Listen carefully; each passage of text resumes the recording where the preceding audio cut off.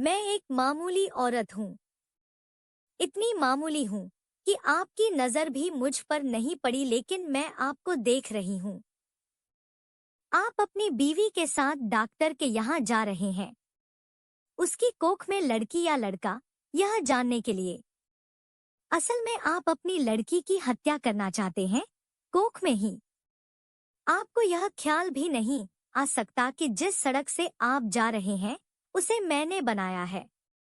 मैंने यहाँ रोड़ियां बिछाई और फिर उन्हें दुर्मुट से कूटा था। मेरी छोटी बेटी तब यहाँ किनारे पर उगी झाड़ियों में ऊँघती रहती थी। मेरी 3 बेटियां हैं। मेरा आदमी कहता था कि अगर बेटा नहीं हुआ तो मुझे छोड़ देगा। उसने कहने के लिए मुझे छोड़ भी दिया, पर अब भी पका पकाया खाने के लिए जब तब आ जाता है। चिकनी चुपड़ी बातें भी करता है। मैं सब समझती हूँ। फिर सोचती हूँ, चलो मेरी बेटियों का बाप है। कमाल है, जिन बेटियों से वह छुट्टी चाहता था, उन्हीं बेटियों के नाम की थाली में उसे परोस देती हूँ। वह समझता है बेटियां बोझ हैं। मेरी तीनों बेटियां सावली हैं। उनकी काली आंखें हैं, बड़ी बड़ी पके जामुनों जैसी, और हाथ बड़े फुर्तीले हैं, खूब काम करती हैं। मेरी ही तरह वे तरह तरह के धंधे पीटेंगी, पर फिर भी उनके होने से मुझे बड़ी तसल्ली है। मैं अकेली तो नहीं हूं ना। तुम समझते हो लड़कियां बेकार होती हैं। औरतों के कामों को आप जानते ही नहीं।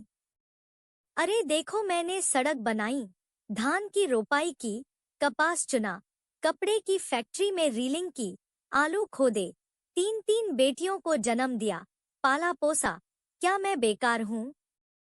ये जो तुम चाय पीते हो, इसकी पत्तियां भी लड़कियां ही चुनती हैं। और क्या क्या नहीं करती। इतने धंधे औरतें करती हैं कि गिनवाने मुश्किल, और तुम्हारा ये सूटर कोई 1 पौंड का होगा। 1 पौंड ऊन इतनी होती है कि दिन रात लगकर 3 दिन में उसका सूटर बनता है, जिसके मुझे 12 रुपए मिलते थे। तब बच्चियां छोटी थी तो सोचती थी घर में उनके पास बैठे बैठे बुनाई कर सकती हूँ। लेकिन धंधा बड़े नुकसान का था। फिर ठेकेदार ने मीनमेख निकालनी शुरू की और मुझ पर गलत नजर डालने लगा, तो मैंने ये धंधा छोड़ दिया। फिर आटे की फैक्ट्री में काम किया। बड़े काम छोड़े और पकड़े।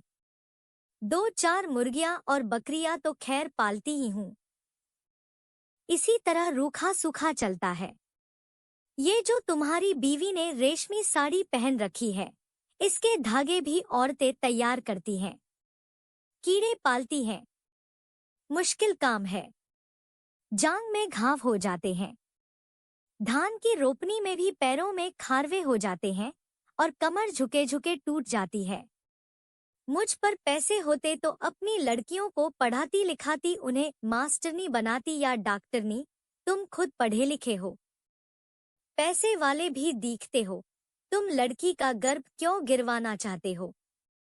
तुम समझते हो तुम्हारी लड़की कोई काम नहीं कर सकती। अरे आदमी कोई फालतू चीज नहीं, 100 काम है उसके करने को। फिर इस तरह सोच समझकर लड़कियों को मारना तो कुदरत से खिलवाड़ है। अगर मान लो तुम्हारे घर लड़का हो गया तो तुम क्या सोचते हो वो तुम्हें लड़की से ज्यादा प्यार करेगा? फिर लड़के बिगड़ते भी बहुत हैं। आजकल उनका ध्यान शरारत, ताश और मारपीट में ज्यादा हो गया है। मान लो लड़की ही पैदा हो जाए तो क्या? तुम उसे पढ़ाना लिखाना, वो तुम्हें खूब प्यार करेगी। लड़कियां माँ बाप को खूब प्यार करती हैं।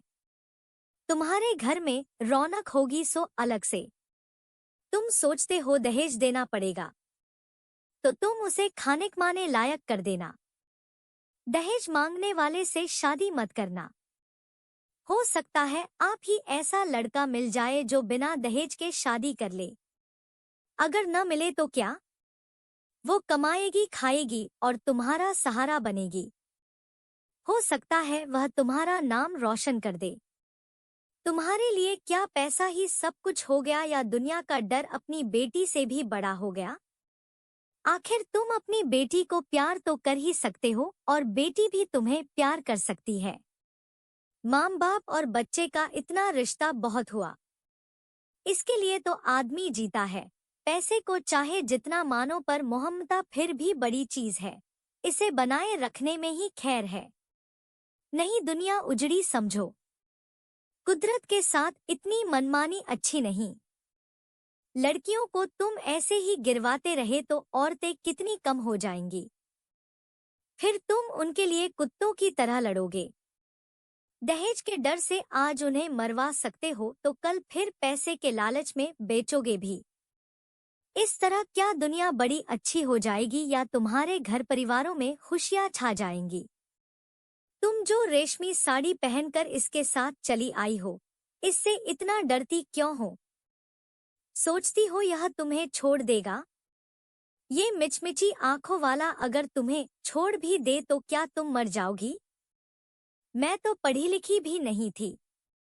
मैं तो तानों से नहीं डरी। आदमी ने छोड़ने की धमकी दी तो कह दिया ले छोड़ दे। अब भी मेहनत करके खाती हूँ, तब भी मेहनत कर लूंगी। पर वो क्या मुझे छोड़ पाया?